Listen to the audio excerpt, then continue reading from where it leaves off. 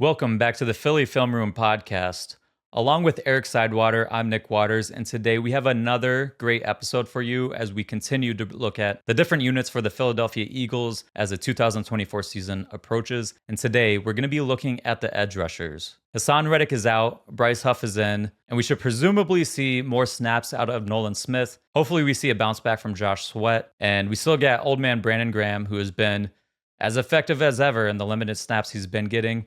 He's still hanging around here. So let's jump into this unit. And Eric, what do you think overall? What are your thoughts on the group? What are some of the strengths and what are some of the weaknesses that you see among the edge rushers?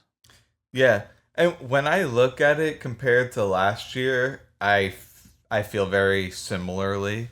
I think Huff and Reddick, it's fair to say that's kind of a wash. And then and then behind it you just have Smith, who is expected to garner a fair bit of snaps, and then it'll be just a mix of players after that.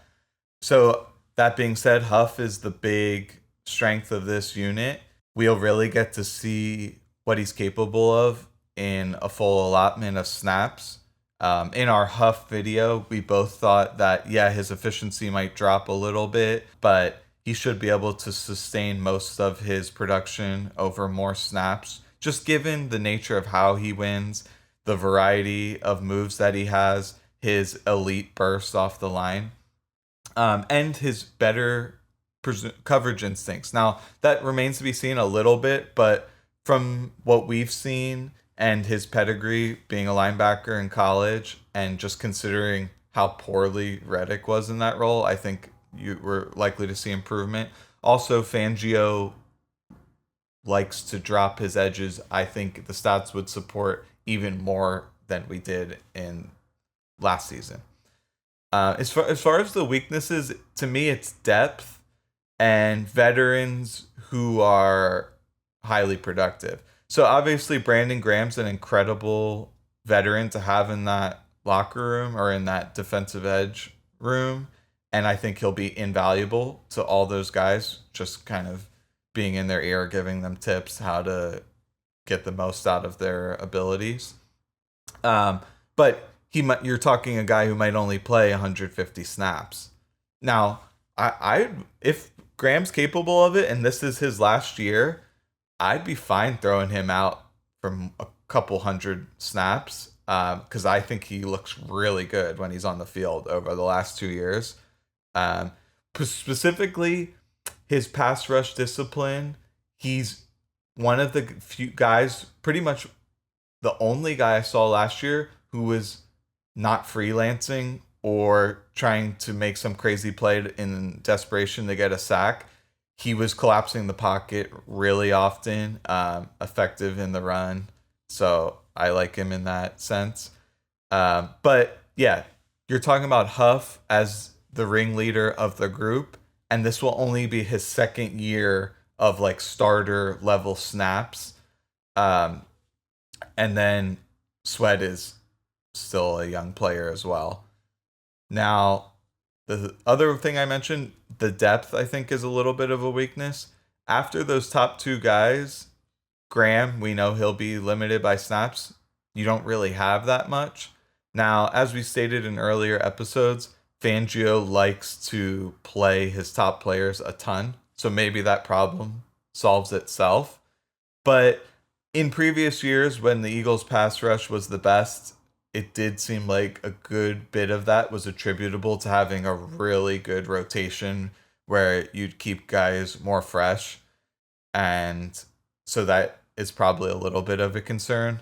And the big needle mover there will be Smith. If he's a competent pass rusher, I think the depth is there. But if it turns out Smith is a total dud and then half of his snaps he's on the field, he's just in coverage, then there's definitely some room for concern.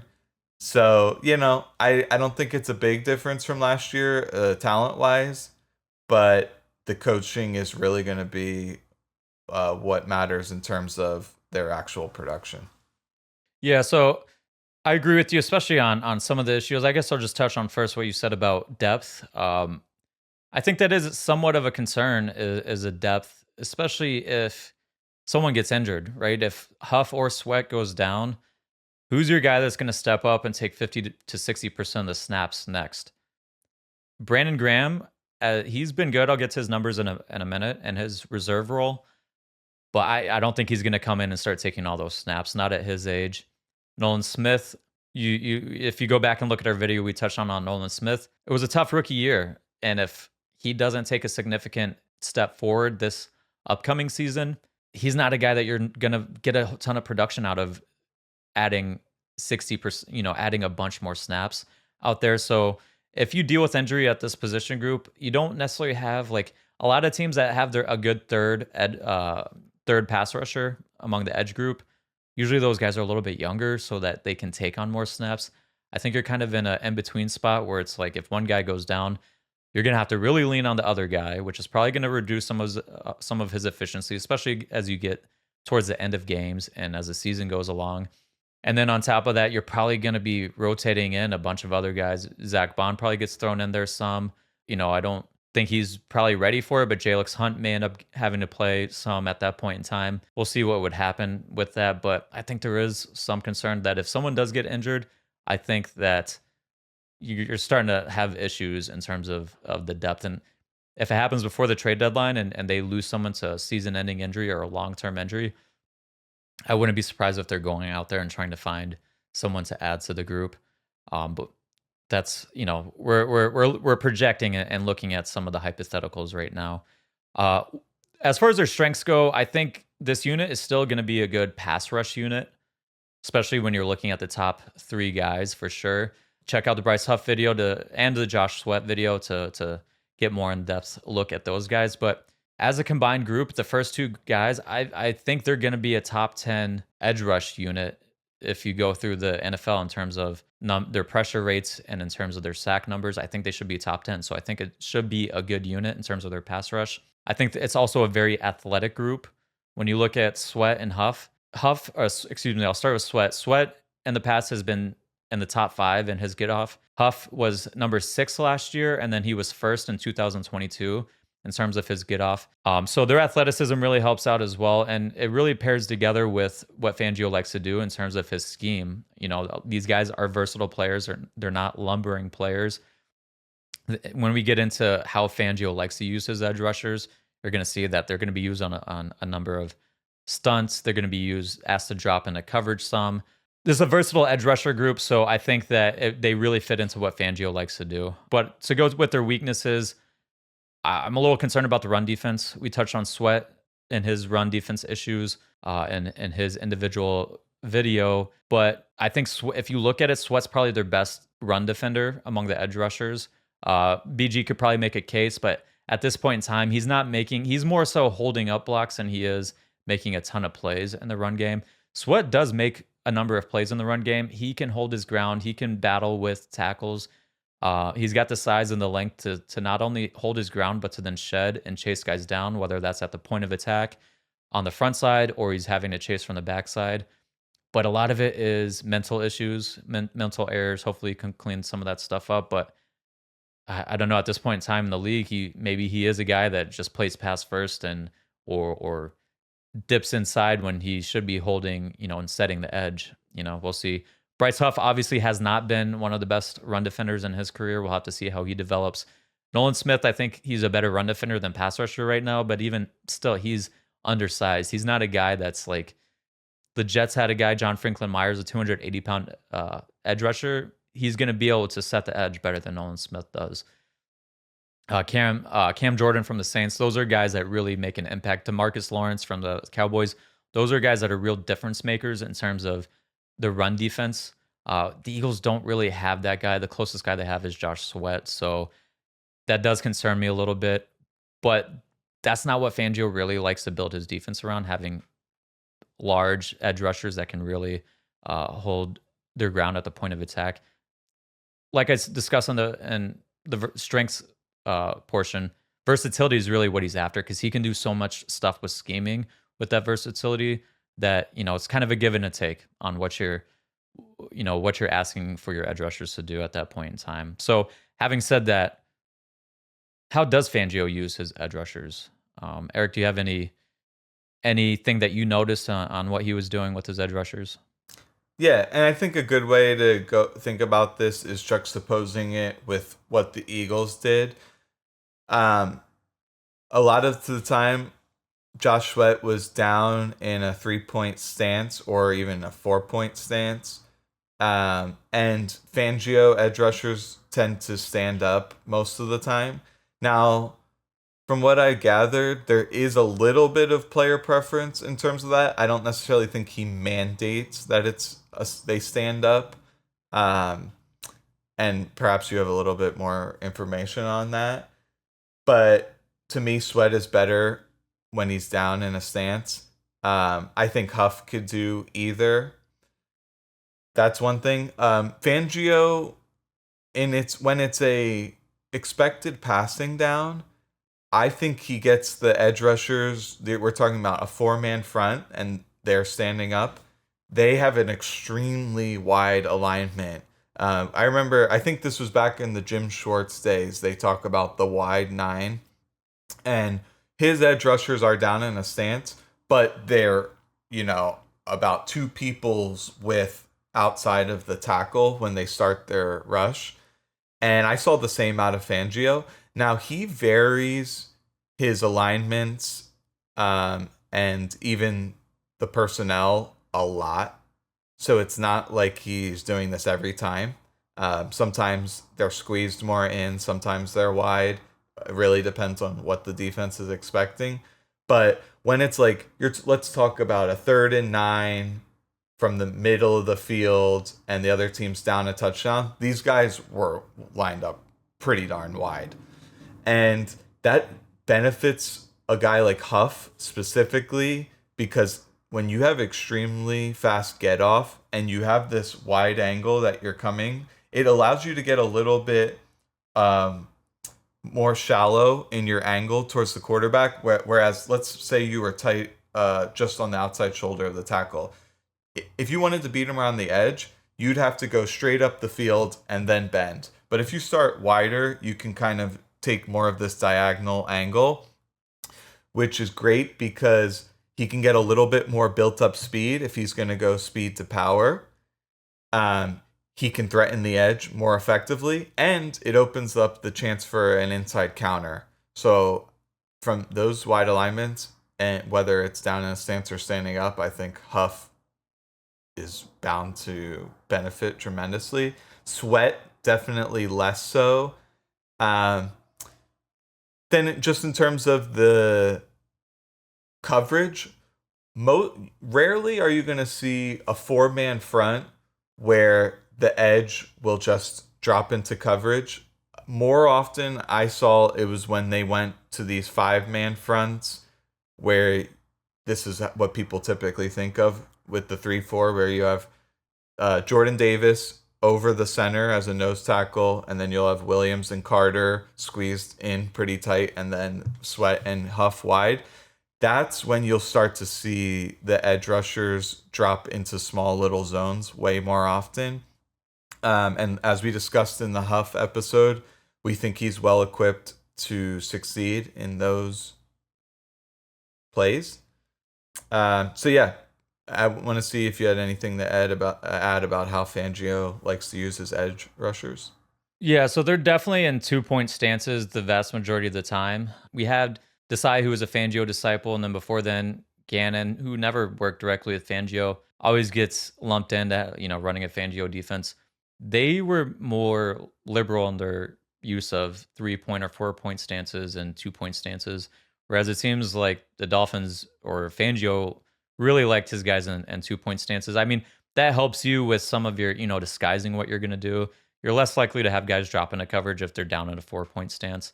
And I do think Huff and Sweat both have tremendous get-offs. So I think, listen, you're going to be fastest out of a 3-point stance or a 4-point stance. There's a reason why guys running track get into 4-point stances because you're fastest out of that position.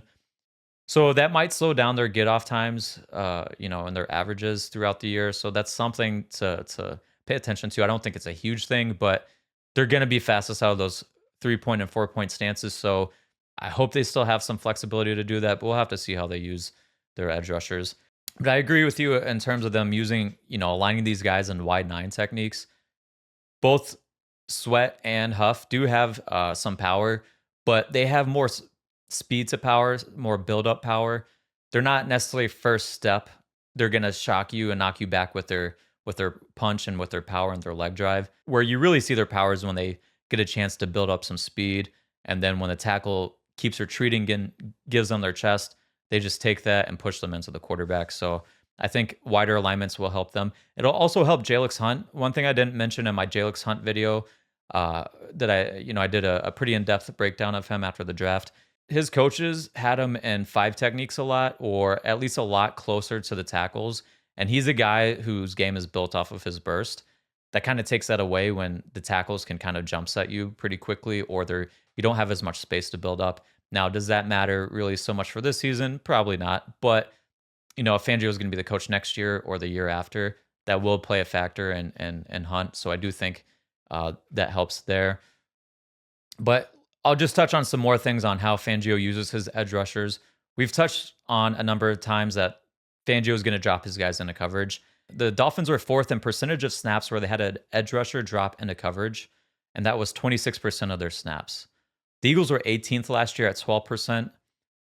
2022, it was definitely a higher number, but I don't have that off the top of my head. Like you mentioned, when they're in those 5 down fronts, you're more likely to get guys to drop into coverage from those fronts. That's not to say they won't drop guys out of their 4 down fronts. I did do a video on one of Fangio's favorite. It's a creeper or simulated pressure look. Really, to Fangio, all he did is take a fire zone blitz and modernize it for spread offenses. Essentially, it's a fire zone blitz, but they're dropping an edge rusher into coverage, and they call it a bonus dropper. But I would check out that video for more detail about it. So they will drop their edge rushers out of their 4 down fronts, but they run their 4 down fronts actually at a significantly higher rate than they do their 5 down fronts. And when they do get into their 5 down fronts, it's a higher rate of when an edge rusher does drop into coverage. It's either that or they blitz. So it's either all of them are coming or one of those guys is dropping into coverage. On top of that, the Fangio's edge rushers, Fangio's team overall was 9th in stunts last year. The Dolphins were. And more specifically, the guys that ran the most stunts were Christian Wilkins and Zach Sealer. He was often the guy setting up other people. But these stunts were mainly set up for Christian Wilkins to come free or Bradley Chubb to come free. And they would often have Christian Wilkins on one side, and then they'll have Bradley Chubb on the other side, and they kind of play off of each other. So if you're trying to double team one, or if you want to slide the line to Chubb's side when he's running stunts, you're giving Wilkins a one-on-one look, or vice versa. If you want to double team Wilkins, that gives Chubb a better chance where they're running what's called a tech stunt, where you're looping in the edge rusher second, and you're really trying to free him up. It's easier to get that guy free if the line's sliding the opposite way, so it's only 2-on-2 at that point in time. So I expect that we're probably going to see, my guess is we're going to see in those roles, I would expect Jalen Carter is going to play that Wilkins role, and I expect Josh Sweat is most likely going to play the Chubb role. And that would, from how Fangio aligned his edge rushers last year, is really Chubb was on one side. He was rushing over the left tackles. Jalen Phillips, for when he played, was predominantly rushing over right tackles. If you go back and look at Fangio's previous history, he typically has his guys play on one side of the field. Von Miller, the one here, he really got to play with them, aligned on one side 75% of the time, or right around there.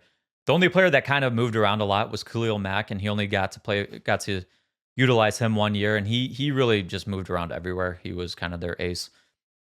So Fangio, I think that we're going to see similar breakdowns on what we saw between Reddick and Sweat the past 2 years, where I think Huff's probably going to be rushing over right tackles more often. I think they'll probably leave Sweat on the left side, which I think should be done as long as Huff is, or you have an edge rusher. If your best edge rusher can rush over right tackles, they should rush over right tackles, because the best tackles generally play left tackle. You're giving your best edge rusher an advantage if you play them on against right tackles more often. So I hope that's the case, but we'll have to see. On top of that, the Dolphins were first in creepers or simulated pressures last year. And if you're unfamiliar with what that is, Essentially, you're blitzing a second level player, or you're lining up a bunch of guys on the line of scrimmage to make them look like they're going to blitz. And then you're only sending 4 and still keeping 7 in coverage. The whole point is to try and manipulate protections up front so you can get a free edge or a free rusher at the quarterback. And if you don't get that free rusher, usually what ends up happening is you had to keep your back end to block, and now you got 6 guys trying to block 4 guys, and you just have an extra guy in coverage at that point in time. And then to add to that, the Dolphins were 5th in unblocked pressure rate amongst their edge rushers last season. And a lot of that had to do with the stunts that they run and the creepers and simulated pressures that they run. They were able to get a lot of unblocked looks for the edge rushers. So I think we're going to see life made a little bit easier for guys like Sweat, and a little bit easier for guys like Huff, where they're going to get some free runs at the quarterback that they didn't have as much in their previous seasons. So I'm excited for the way Fangio is going to use these guys. I know, in the past, Eagles fans have not been excited about dropping guys into coverage. But if you understand that a lot of times when you're dropping one of those edge rushers in coverage, you're getting a free rusher at the quarterback on the other side. So there's a reason why they do it. And it's to get these easy looks and make life easier, and just to give changeups to the offense so they can't sit there and be like, oh, well, they're going to run this. And you see a guy lined up here. This is what the defense is going to do. So we'll see how that how that breaks down. Yeah, and Eagles fans will remember last year, a ton of these third downs, they would show this double mug look where it would be like Shaq Leonard and Morrow, and they're standing in the A gaps, and 100% of the time they drop in the coverage, which is not effective because the teams knew they were never rushing. Sometimes you actually have to bring the guys for it to be effective. I specifically saw with the Dolphins, sometimes they'd bring like Baker down, face up against the guard, and then he would just rush, and it was completely ineffective. But because they showed that look, when he actually came down the next time and it was a simulated pressure, the guard had to sit there and wait for a second to see if he's actually going to come, and then boom, you get another guy who gets a one-on-one or is unblocked. So that was effective. One other thing I wanted to mention was I saw Fangio looked like he liked to blitz his slot player quite often, and I wonder if the stats support how often he did it compared to other teams, if it was more frequent.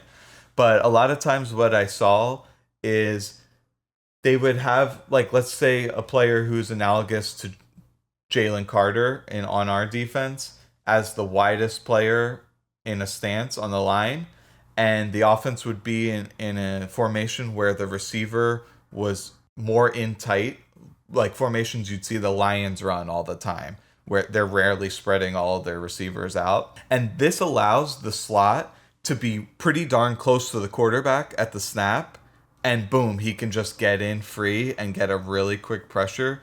That's another wrinkle I'd like to mention that you'll probably see next year.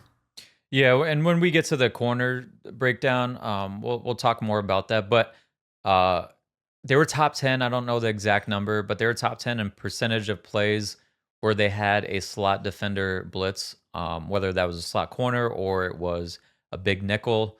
They did blitz their slot corner a good amount, and oftentimes it was a change up to what their main blitzes were, or their main creeper pressures were. So Fangio, I mean, he has this, because we've been dealing with this soft coverage and we're not blitzing a lot. Fangio is a lot more aggressive than people think. There's just in a modern sense, as opposed to the traditional, we're always bringing, or we're going to bring 5 or 6 guys. That's a conversation for a different day. But Fangio is more aggressive than you think in terms of bringing pressure. It's just sometimes it's not considered a blitz technically because they're dropping an edge rusher on the other side. But they end up getting the most unblocked pressures in the league. So, I mean, he's scheming ways to make life harder for the offense. And I think people see this too high shell, which changes 100% of the time post-snap. They see off zone and they hear he never blitzes, and they automatically think he's ultra conservative.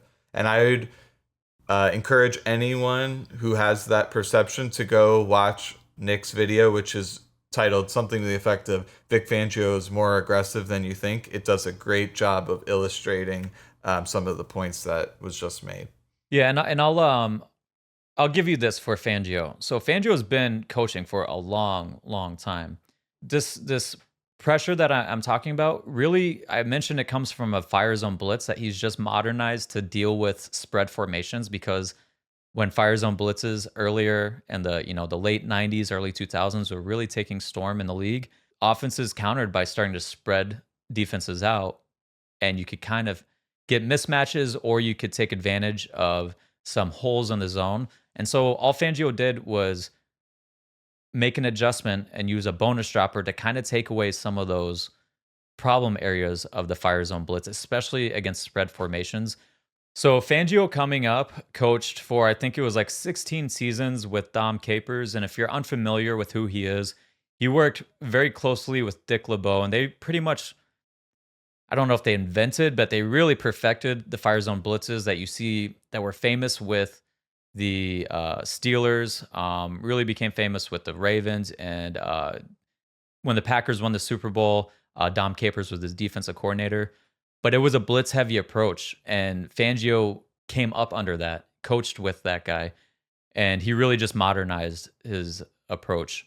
So it's not that he's not aggressive, it's just that he's aggressive with a twist on it. And if for people unfamiliar with what fire zone blitzes are, it's essentially a zone blitz where you're rushing 5 defenders and you're keeping 6 in coverage. There's a number of different ways where you can, and a number of different variations of fire zone blitzes and the coverage and how they play behind it. But essentially what you're doing is you're bringing 5 rushers and you're dropping 6 guys into coverage. Sometimes those 5 rushers are just the 5 rushers that you see on the line of scrimmage. Sometimes you drop a guy into coverage and you blitz a linebacker. It really varies. But he comes from an aggressive tree. He's more aggressive than you think. But moving on, I think we spent a good amount of time on that. A question that I think is on a lot of people's mind is, I think we know Sweat and Huff are probably going to take the majority of the snaps. I think they're probably going to take both 75% of the snaps, of the available snaps. That's generally where Fangio's edge rushers have been, as long as they've been competent players. But who is going to be that third edge rusher? Who's going to be third in snaps? Is it going to be BG again, or do you think Nolan Smith can kind of jump up and take that role on? Oh yeah, I think Smith will be given every opportunity to try to earn more snaps, and part of it could be Howie, because we know that he's sensitive to like some of the high draft picks not panning out, sometimes paying them perhaps when it's unjustified. So I think they're going to want to get him on the field for sure. And it's not like there's many people he has to beat out. Obviously, Graham's better than him, but he has a threshold that he can't exceed just because of his age, how many snaps he could possibly handle. So, yeah, I think it'll definitely be Smith. I think the Graham will end up getting more snaps on the inside. Not more than edge necessarily, but like it'll allow Smith to get more snaps on the edge. And then, yeah, in a pinch, I think we could see Baun take some edge snaps. And I expect they'll probably get Hunt on the field for like 50 snaps this year.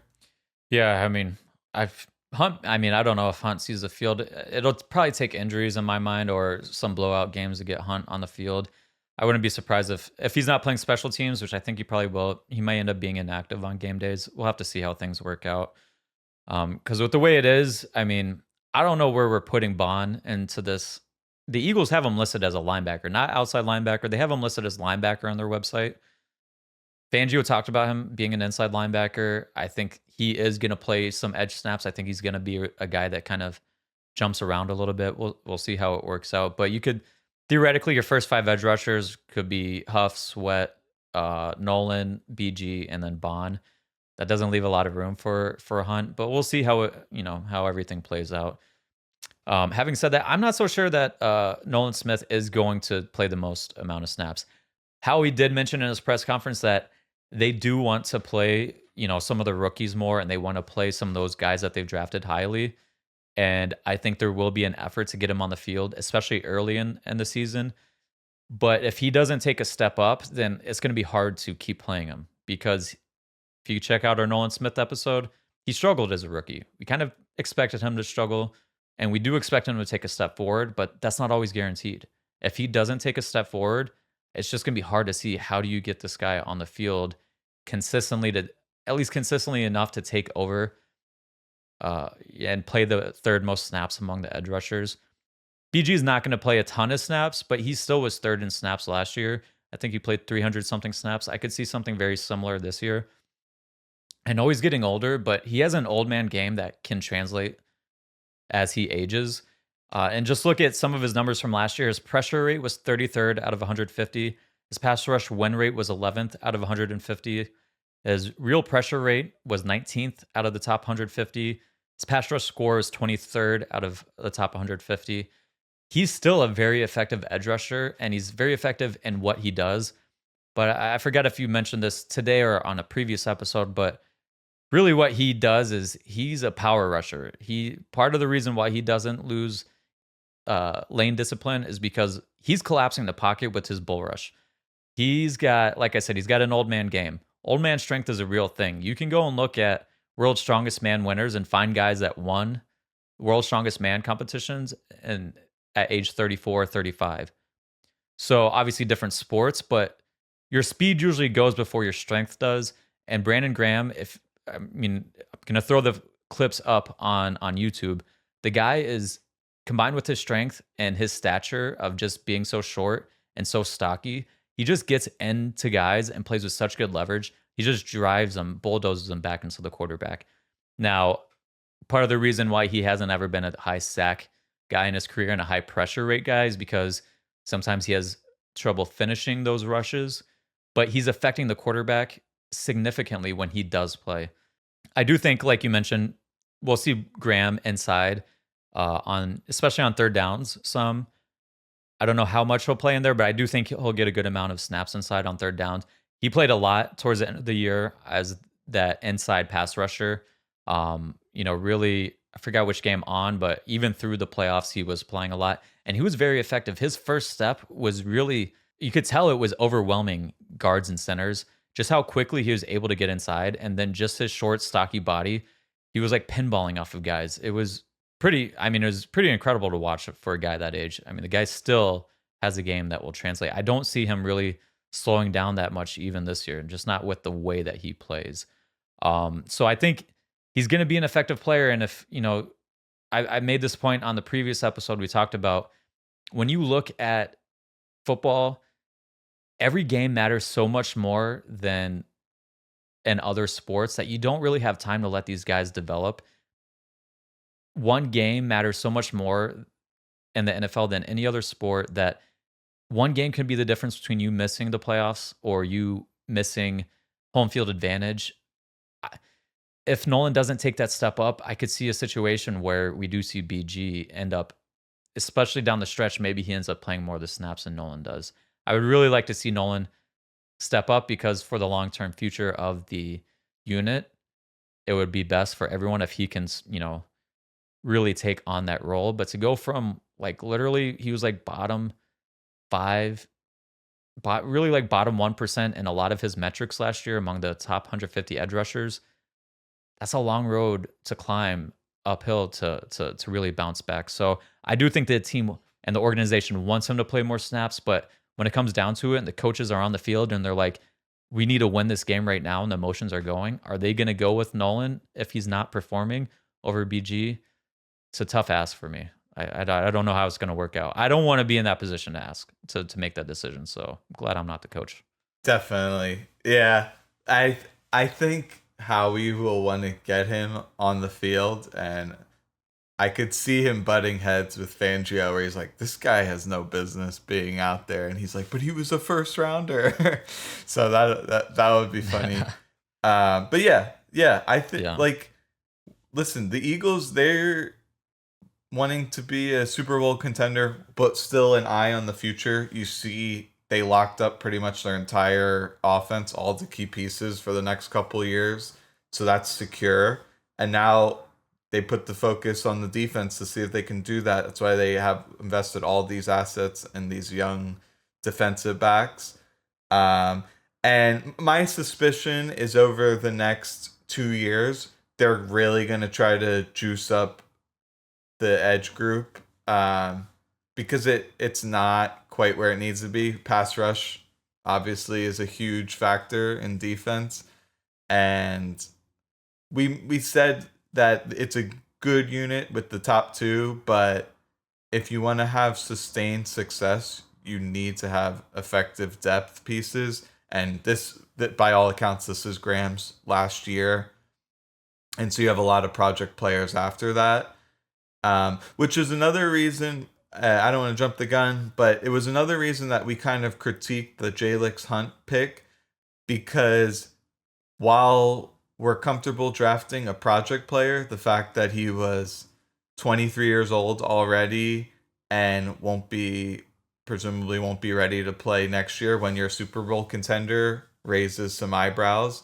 And then there was a guy like Xavier Thomas from Clemson who probably could have played next year, and offered something. So just want to see if you had any thoughts.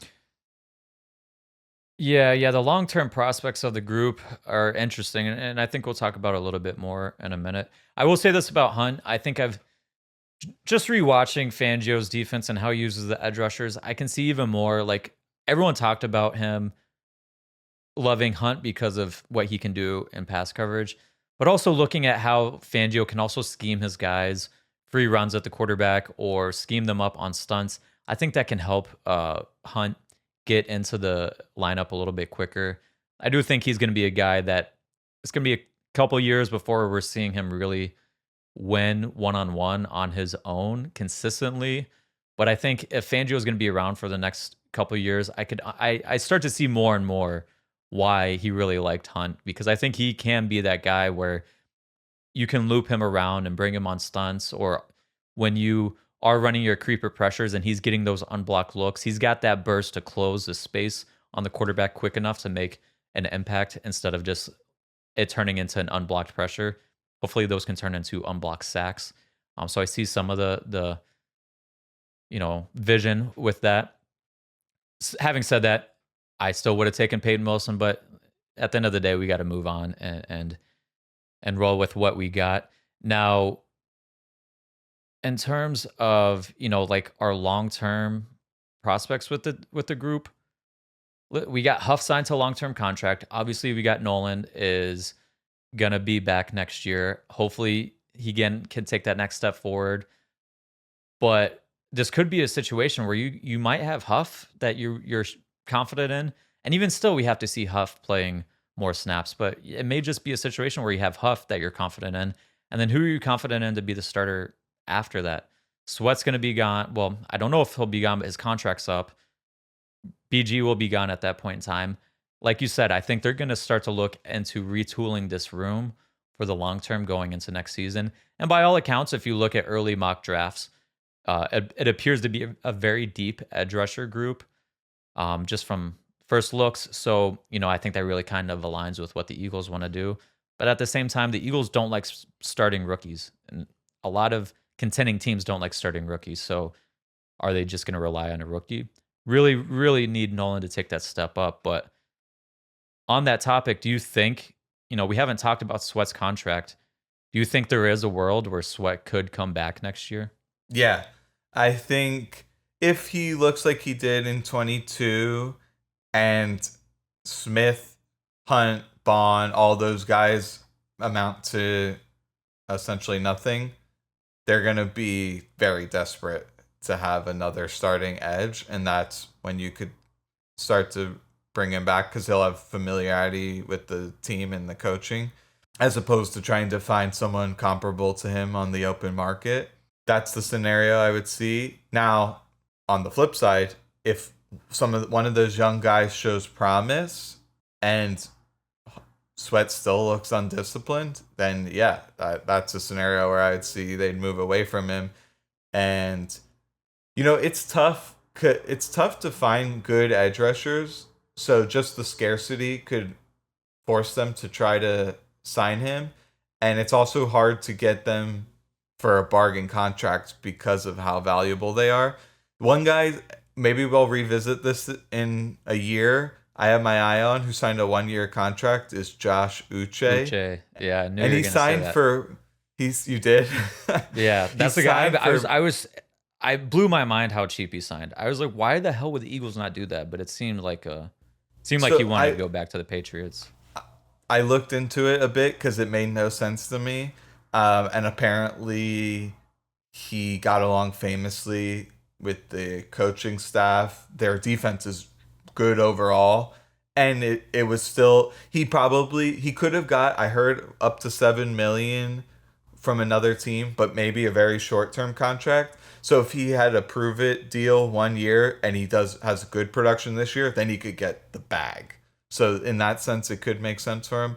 And I don't know. It's getting ahead of myself, but I could see them targeting him next year if they don't bring back Sweat. Yeah, and he's a Fangio. Like he would work well in Fangio's system. Belichick's system famously drops their edge rushers into coverage a significant amount of time. Him and Judon dropped into coverage all the time. So he's a guy he's not unlike Huff, where he's had some really impressive metrics on limited snap shares. Anyway, as far as Sweat goes, him coming back next season, I will look at it from this perspective.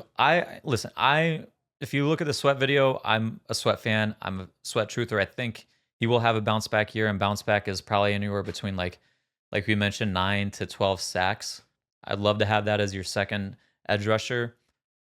And if you look at re-signing him, it actually helps him out next year, because if you look at, they're going to be a little tight on their cap situation next year. And I know how he works his magic, but they're pretty maxed out on a lot of their restructures on what they can do to save cap space. If you look at the websites are different, but Spot Rack has them at like $17 million in available cap space next year. Over the Cap had them at $11 million, which are the $17 million was 24th lowest in the league to begin with. So that wasn't a lot of space going into next season. A lot of their players are locked up, like their cores locked up. They're not going to have a ton of holes that they need to fill next year. But Sweat's dead cap next season will be, if he's not on the team, is $16 million. His cap hit this year, I think, is $8 million, something. 10? Is it 10? So you could open up some more cap space if you re-sign him, and then you spread out. It's 8. Is Sorry. it 8? Okay. Yeah. And if you re-sign him, you can spread out some of that dead cap money and then reduce that cap hit. So there is a long-term team building aspect to bringing him back, and it could be a situation where you bring him back, and then, like I said, this is a year in the draft where it's looking like it's going to be pretty deep at edge rusher. So maybe you can sign Sweat, draft a player, and play that developing game again. Because, like I said, Eagles don't like to start rookies. A lot of teams that are contending don't. So we'll see how that works out. But hopefully Nolan Smith can just step up and we don't have this issue. Now that I think about it, the chance the Eagles draft a defensive edge with their first rounder next year has got to be astronomically high. I wonder if there's odds out here right now. I can't think there about any other position they would possibly target. So yeah, that's just something to think about for the future. Well, it's football. Injuries will happen. Something's gonna happen where we're gonna have something we need to fill. Maybe Tyler Steen sucks and we really need to get a guard. There's something like that can happen. You never know with football. But before we get out of here, I think one person we didn't touch on too much, and we talked about him a little bit, Zack Baun. I don't really know where he's going to play. I mean, I think he is going to be a tweener guy that kind of fits in playing edge, and I think he'll fit in playing as a linebacker a little bit. But I do think it's important to touch on him because of the position he may end up playing. Last year was really his first year. He played a lot of edge rusher in college, but his last year was really his first year in the NFL where he got to play on the edge a significant amount of snaps. His numbers were okay. 86th in pressure rate, 69th out of 150 in pass rush win rate, 103rd in real pressure rate. His pass rush score is 95th out of 150. Listen, those are all significantly better than Nolan Smith's numbers. So if Nolan doesn't take a step up, Bond could provide some help. Again, he's a middling pass rusher at this point in time, but maybe he gets a little bit better with more reps there. That's something to be seen. But in terms of who he is as a player, he does have a couple pretty solid moves. He has a ghost move that he uses. There's one pretty impressive rep against Panay Sewell where he gets a sack against him using a long arm ghost technique. So he really is flashing the long arm to get the tackle to throw their punch, and then he dips right under it. That is like the move that I'm hoping Nolan Smith can develop into his game because that is something he can be really effective with. And again, he hit that against Sewell. That's nothing to shake your head at, right? That's something that it's worth something. Now, you want to see the consistency develop over time, but it's nice to see that. He has a nice little spin move in his bag as well. Now, you don't want to base your whole pass rush off of that, off of spin moves. That's really a counter. But overall, he still does need to develop his pass rush repertoire. But there's stuff to build with there, and especially for a guy that hadn't done it since college. I think it was his third year in the league. Not terrible numbers for a guy.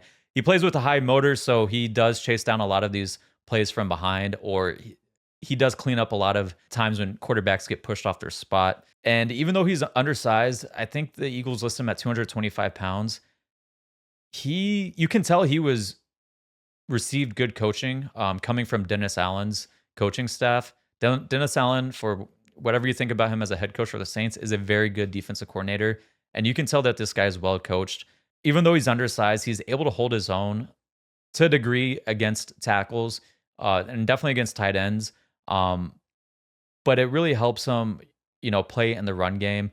And he, again, like I said, he has good athleticism to chase runs down from the backside as well.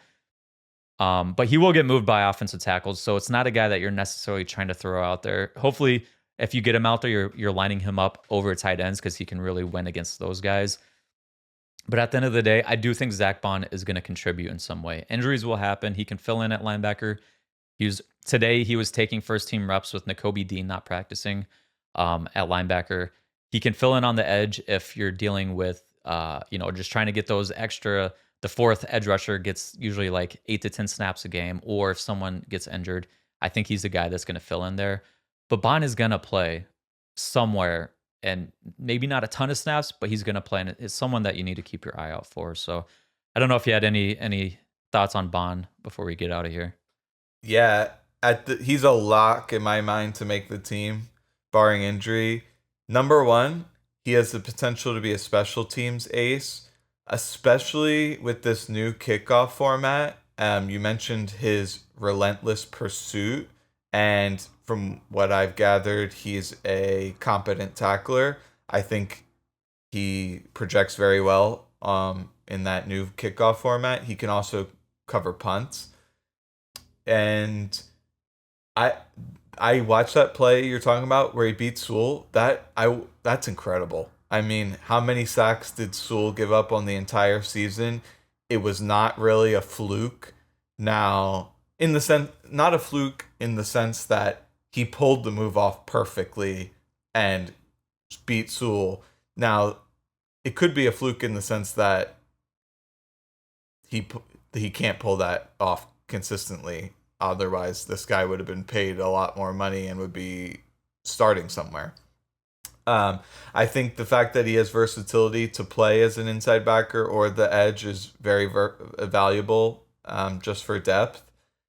And, it wouldn't shock me if he ended up winning an inside backer job.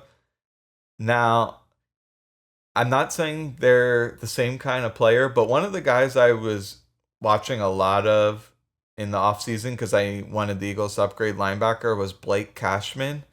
And he gives me a little bit of that vibe. Like, he's not quite as explosive. He's not quite as quick to identify what the offense is trying to do.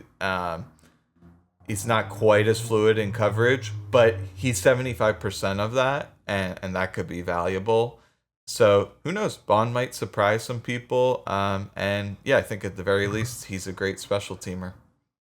Yeah, and I think the team tells you that they were really on this guy through the whole offseason because They signed him on the first day of free agency. On the first day of tampering period, he agreed to a contract with the Eagles. He agreed, or it was sometime that night, that first day. But you don't usually see guys that sign 1 year, $1.6 million, fully guaranteed contracts on the first day of free agency. So I think that the team had, I think this was for sure a Fangio guy. This was one of those where he knew he saw something in this guy and he wanted to go out and get him. So I don't think that was for no reason. And we touched on Bond a little bit here, but we're also going to touch on him when we do get to looking at the off-ball linebackers, because again, he's probably going to end up filling in at least somewhat there as well. So we'll talk about him a little bit more. But overall, do you any last thoughts on the group? Anything else you wanna say? And forever hold your peace. Yeah, we had a question from one of our audience who wanted to know, do you think you're likely to add anyone to the group? And I don't really see that. For the people on the market who are notable, Emmanuel Agba, who was with Fangio last year, and he was really bad and he was expensive. So I doubt they would have any interest there. Yannick Ngakwe, he's been pretty much a nothing burger the last couple of years. I remember the Eagles were interested in him, so they definitely dodged the bullet not signing him. And there's no one else. Now, we mentioned this in the interior D-line group, which is Calais Campbell. He can play outside as well. So he's definitely not much of a pass rush threat at this point in his career, but that's one of the added bonuses is he can line up, I think, at any position on the defensive line, and he would be an amazing veteran to add to the group. Yeah, I think going into the season, they picked up some players like even before free agency started, some reserves and future contracts of some players that have gotten some time in the league. So I think they've brought in a good amount of players that they expect to, kind of compete and see if any of these guys can, step up and maybe win that sixth or fifth edge rusher job. But I think going into next season, I think you mentioned, I think they want to give Nolan Smith every chance to win that job. So I think at least early in the season, I think they roll with pretty much who they got. If we get to a point in time where it's like, okay, we really need to find a third edge rusher, or one of our guys gets injured, then maybe we hit the trade market and see if we can kind of snag a veteran off of a team that's not doing too well. But at this point in time, I don't know if they're really going to go out, and I don't think they're going to go out and make a big move. They got a ton of cap space still. And with the Devontae Parker retirement, I think they might look to receiver a little bit with that money. But in terms of edge rusher, I don't think they add anyone at this moment. I think it'll have to take an injury or a situation you get to, first month of the season and you just realize like, hey, we're lacking right here. But that's to be determined at that point in time. So having said that, I think I think we've talked your guys' ear off about the edge rushers this year.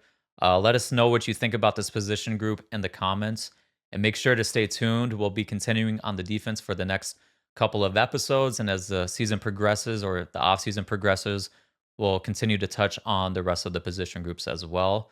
So until next time, go Birds.